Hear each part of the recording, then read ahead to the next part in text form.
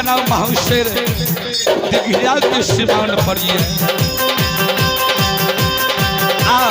वही समय में मीरा साहेब के दल दिघिया के सिमान पर पहुंच जाए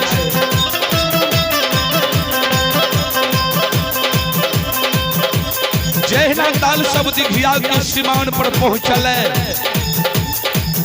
मीरा साहेब के दल के आगे में मनवा खलास रहे कना महाशेर देख लियो धुमा जिम्मेदार के रूप धारण कर कना महाशेर टहल लगा रहे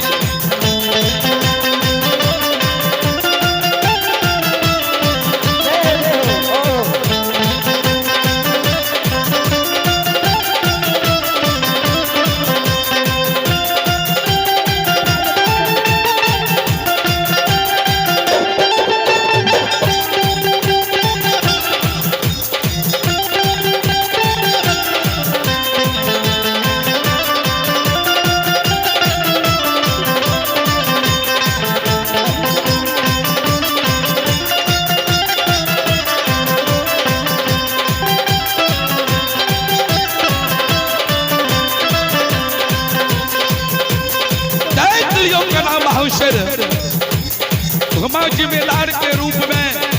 कना महाशेर टहल लगा रहे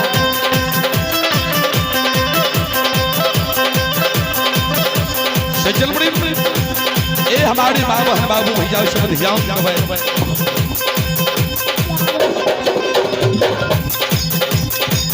ए हमारी माँ बहन बाबू भैया सब ध्यान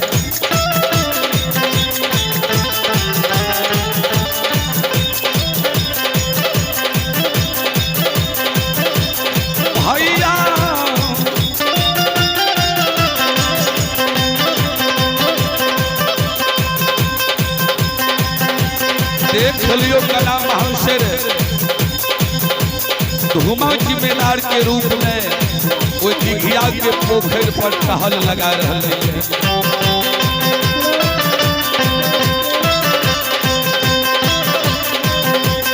भैया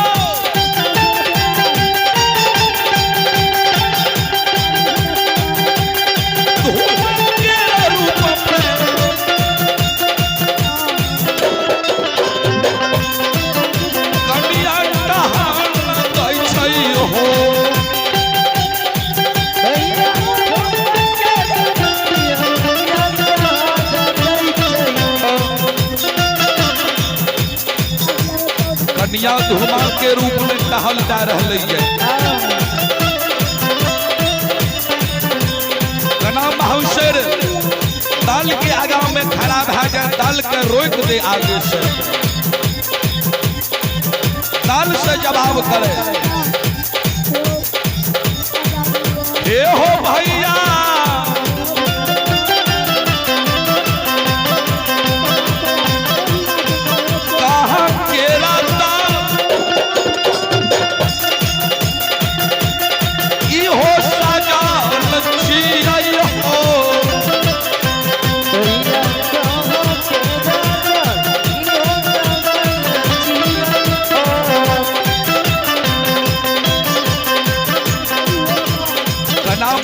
जवाब करे धुमा जिम्मेदार के रूप में कहा के ई दल साजल छिए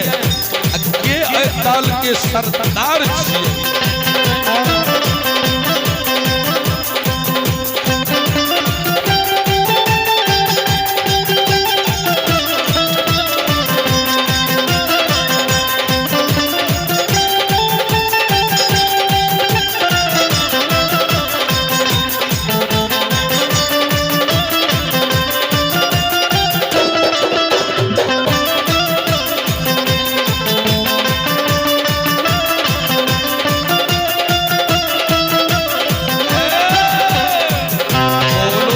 सच्चे